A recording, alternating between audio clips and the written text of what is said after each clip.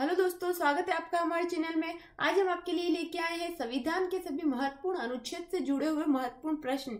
ये सारे सिलेक्टेड प्रश्न हैं और इनमें से काफी सारे प्रश्न पिछले कंपटीशन एग्जाम में आ चुके हैं, तो आप वीडियो को पूरा देखिएगा। तो चलिए शुरू करते हैं पहले प्रश्न से। तो पहला प्रश्न है, अनुच्छेद 356 का संबंध किससे है? तो इसका आंसर होगा राष्ट्रपति शासन। अनुच्छेद 356 जो है उसका संबंध राष्ट्रपति शासन से है।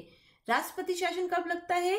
जब संविधान का स्पष्ट रूप से उल्लंघन किया जाता है, तो उस स्थिति में उस राज्य का जो पहले वाली सरकार होती है उसे बर्खास्त कर उस राज्य में राष्ट्रपति शासन लागू करने का अधिकार देता है। और इसका वर्णन है संविधान के अनुच्छेद 356 में। और दोस्तों, ये प्रश्न आया हुआ है आरपीएससी के एग्जाम में।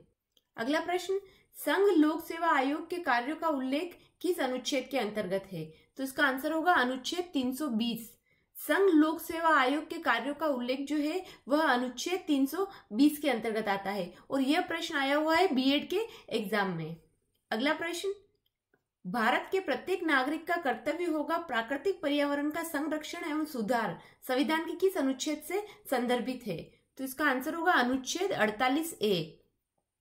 संविधान का जो अनुच्छेद 48A है उसमें राज्य से अपेक्षा की गई है कि वह पर्यावरण के संरक्षण और सुधार तथा देश के वनों व वन्य जीवों के संरक्षण का उत्तरदायित्व निभाएगा। और इसका वर्णन है अनुच्छेद 48A के अंतर्गत। अगला प्रश्न, संविधान के किस अनुच्छेद द्वारा लोक सेवाओं का संरक्षण प्रदान किया गया है? तो इसका आंसर है अनुच्छेद 311। संविधान का जो अनुच्छेद 311 है उसके अंतर्गत लोक सेवाओं को संरक्षण प्रदान किया गया है। अगला प्रश्न, केंद्र राज्य के प्रशासनिक संबंध भारतीय संविधान के किस अनुच्छेद में वर्णित है? तो इसका आंसर है अनुच्छेद 256, 263। अनुच्छेद 256, 263 का संबंध केंद्र और राज्यों के बीच प्रशासनिक संबंधों के आदान प्रदान से है। अगला प्रश्न, भारतीय संविधान के किस अनुच्छेद में मौलिक कर्तव्यों की चर्चा की गई है? तो इसका आंसर होगा अनुच्छेद 51A। भारतीय संविधान का जो अनुच्छेद 51A है उसके अंतर्गत मौलिक कर्तव्यों की चर्चा की गई है। मौलिक कर्तव्यों के अंतर्गत यह आता है कि प्रत्येक भारतीय नागरिक का यह कर्तव्य होगा कि वह संविधान का पालन करे और उसके आदर्शों, संस्थाओं, राष्ट्रध्वज और राष्ट्रगान का आदर करे। और इसका वर्णन किया गया है अनुच्छेद 51A के अंतर्गत। अगला प्रश्न, किस अनुच्छेद के अंतर्गत प्रत्येक राज्य मातृभाषा का प्रसार एवं अनुदेश प्राथमिक शिक्षा में लागू कर सकता है? तो इसका आंसर होगा अनुच्छेद 350A। अनुच्छेद 350A के अंतर्गत प्रत्येक राज्य मातृभाषा का प्रसार एवं अनुदेश प्राथमिक शिक्षा में लागू कर सकता है। अगला प्रश्न, संविधान के किस अनुच्छेद में हिंदी भाषा के विकास के लिए निर्देश दिया गया है? तो इसका आंसर है अनुच्छेद 343। संविधान का जो अनुच्छेद 343 है उसके अंतर्गत हिंदी भाषा के विकास के लिए निर्देश दिया गया है। और ये प्रश्न आया हुआ है एसएससी के एग्जाम में। अगला प्रश्न, भारतीय संविधान के किस अनुच्छेद में राज्य सरकार को ग्राम पंचायत के संगठन का निर्देश देता है? तो इसका आंसर होगा अनुच्छेद 40। अनुच्छेद 40 के अंतर्गत राज्य सरकार को ग्राम पंचायत के संगठन का निर्देश देता है। अगला प्रश्न, राष्ट्रपति संविधान के किस अनुच्छेद के अंतर्गत लोकसभा को भंग कर सकता है? तो इसका आंसर होगा अनुच्छेद 85। अनुच्छेद 85 के अंतर्गत राष्ट्रपति जो होता है वह लोकसभा को भंग कर सकता है। अगला प्रश्न, संविधान के किस अनुच्छेद में संविधान के संशोधन की प्रक्रिया का उल्लेख है? तो इसका आंसर होगा अनुच्छेद 368। भारतीय संविधान का संशोधन भारत के संविधान में परिवर्तन करने की प्रक्रिया है और इस तरह के परिवर्तन भारत की संसद के द्वारा किए जाते हैं और इनका उल्लेख है अनुच्छेद 368 के अंतर्गत। अगला प्रश्न, संविधान के किस अनुच्छेद के अंतर्गत राष्ट्रपति आपातकाल की घोषणा करता है? तो इसका आंसर होगा अनुच्छेद 352। अनुच्छेद 352 जो है उसके अंतर्गत राष्ट्रपति आपातकाल की घोषणा करता है। इसका वर्णन है, इसके अंतर्गत जब देश में नेशनल इमरजेंसी का ऐलान जो किया जाता है वो विकट परिस्थितियों में किया जाता है और इसका ऐलान जो है युद्ध, बाहरी आक्रमण और राष्ट्रीय सुरक्षा के आधार पर किया जाता है और इसका वर्णन है अनुच्छेद 352 के अंतर्गत। और ये प्रश्न आया हुआ है कांस्टेबल के एग्जाम में। अगला प्रश्न, भारतीय संविधान के किस अनुच्छेद के अंतर्गत वित्त आयोग के गठन का प्रावधान है? तो इसका आंसर होगा अनुच्छेद 280। संविधान का जो अनुच्छेद 280 है उसमें वित्त आयोग की व्यवस्था की गई है और प्रत्येक 5वें वर्ष राष्ट्रपति द्वारा इसका गठन किया जाएगा। अगला प्रश्न, भारतीय संविधान के मूल संविधान को कितने भागों में विभक्त किया गया था? तो इसका आंसर होगा 22 भाग। भारतीय संविधान का जो मूल संविधान है उसे 22 भागों में विभाजित किया गया है। उसके अंतर्गत 395 अनुच्छेद थे, वो 22 भागों में विभाजित किया गया था और उसमें 8 अनुसूचियां थी। अगला प्रश्न, संविधान के किस अनुच्छेद में राज्यों द्वारा प्राथमिक शिक्षा मातृभाषा में दिए जाने का प्रावधान है? तो इसका आंसर है अनुच्छेद 350A। अनुच्छेद 350A जो है उसके अंतर्गत राज्यों द्वारा प्राथमिक शिक्षा को मातृभाषा में दिए जाने का प्रावधान है। अगला प्रश्न, संविधान के किस अनुच्छेद के आधार पर वित्तीय आपात की उद्घोषणा राष्ट्रपति करता है? तो इसका आंसर है अनुच्छेद 360। संविधान का जो अनुच्छेद 360 है उसके अंतर्गत राष्ट्रपति जो होता है वह वित्तीय आपात की उद्घोषणा करता है। वित्तीय आपात, जैसा कि इसके नाम से ही पता चल रहा है कि धन संबंधी आपातकाल। अगला प्रश्न, किस अनुच्छेद में यह प्रावधान किया गया है कि संघ की राजभाषा हिंदी तथा लिपि देवनागरी होगी? तो इसका आंसर होगा अनुच्छेद 343।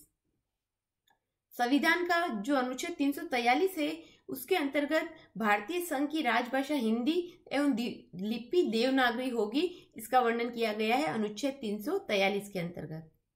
अगला प्रश्न, संविधान के किस अनुच्छेद के अंतर्गत हिंदी को राजभाषा का दर्जा प्रदान किया गया है? तो इसका आंसर होगा अनुच्छेद 343। संविधान के अनुच्छेद 343 से 351 तक राजभाषा के संबंध में व्यवस्था की गई है और जो अनुच्छेद 343 है उसके अंतर्गत हिंदी को राजभाषा का दर्जा प्रदान किया गया है, इसका वर्णन है इसके अंदर। अगला प्रश्न, भारतीय संविधान के किस अनुच्छेद में विभिन्न राज्यों से संबंधित विशिष्ट प्रावधान का उल्लेख है? तो इसका आंसर होगा अनुच्छेद 371। भारतीय संविधान का जो अनुच्छेद 371 है उसके अंतर्गत विभिन्न राज्यों से संबंधित विशिष्ट प्रावधान का उल्लेख है और यह प्रश्न आया हुआ है IAS के प्री एग्जाम में, यह प्रश्न आया हुआ है पिछली बार कंपटीशन एग्जाम में। अगला प्रश्न, वर्तमान में भारतीय संविधान के कुल कितने भाग है? तो इसका आंसर होगा 25। भारतीय संविधान में वर्तमान में 448 अनुच्छेद है, 12 अनुसूचियां है और उसे 25 भागों में विभाजित किया गया है। अगला प्रश्न, किस संविधान संशोधन अधिनियम द्वारा लोकसभा के कार्यकाल को 6 वर्ष से घटाकर 5 वर्ष कर दिया गया है? तो इसका आंसर होगा 44वें संविधान संशोधन। लोकसभा और राज्य विधानसभाओं का कार्यकाल 6 वर्षों से कम कर 5 वर्ष कर दिया गया है 44वें संविधान संशोधन के अंतर्गत। अगला प्रश्न, संविधान के अधिकांश अनुच्छेदों को संशोधित करने के लिए कौन सी प्रक्रिया अपनाई जाती है? तो इसका आंसर होगा साधारण बहुमत। संविधान के जो अधिकांश अनुच्छेद होते हैं उनको संशोधित करने के लिए जो प्रक्रिया अपनाई जाती है वो होती है साधारण बहुमत प्रक्रिया। अगला प्रश्न, वह संवैधानिक संशोधन कौन सा है जिसके द्वारा राजनीतिक दल बदल पर प्रतिबंध लगाया गया था? तो इसका आंसर होगा 1985 का 52वां संशोधन। 1985 का जो 52वां संशोधन था, इस संशोधन के द्वारा राजनीतिक दल बदल पर अंकुश लगाने का लक्ष्य रखा गया था और दल बदल विरोधी इन प्रावधानों को संविधान की 10वीं अनुसूची के अंतर्गत रखा गया है। अगला प्रश्न, संविधान के किस संशोधन द्वारा संपत्ति के अधिकार को मूल अधिकार की श्रेणी से निकाल दिया गया है? तो इसका आंसर होगा 44वें संशोधन। संविधान का जो 44वां संशोधन है, इसके द्वारा संपत्ति के अधिकार को मौलिक अधिकार के भाग से हटाकर विधेयक अधिकारों की श्रेणी में रख दिया गया है। अगला प्रश्न, निम्नलिखित में से किस संवैधानिक संशोधन अधिनियम को लघु संविधान कहा गया है? तो इसका आंसर होगा 42वें संविधान संशोधन। 42वां संविधान संशोधन जो है उसे लघु संविधान कहा गया है। अगला प्रश्न, भारतीय संविधान के संशोधनों में से कौन सा संशोधन केंद्रीय मंत्रिमंडल के आकार को सीमित करता है? तो इसका आंसर होगा 91वां संशोधन। भारतीय संविधान का जो 91वां संशोधन है वह केंद्रीय मंत्रिमंडल के आकार को सीमित करता है। अगला प्रश्न, संविधान के किस संशोधन अधिनियम से मतदान की आयु 21 वर्ष से घटाकर 18 वर्ष कर दी गई थी? तो इसका आंसर होगा 61वां संशोधन। संविधान का जो 61वां संशोधन था उसके अंतर्गत मतदान की आयु जो है वह 21 वर्ष से घटाकर 18 वर्ष कर दी गई थी।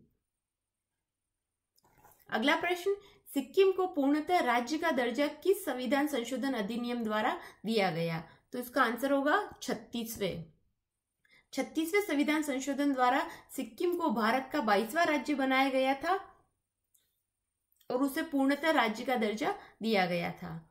अगला प्रश्न, भारतीय संविधान की कौन सी विशेष व्यवस्था दक्षिण अफ्रीका के संविधान से ली गई है? तो इसका आंसर होगा संविधान संशोधन।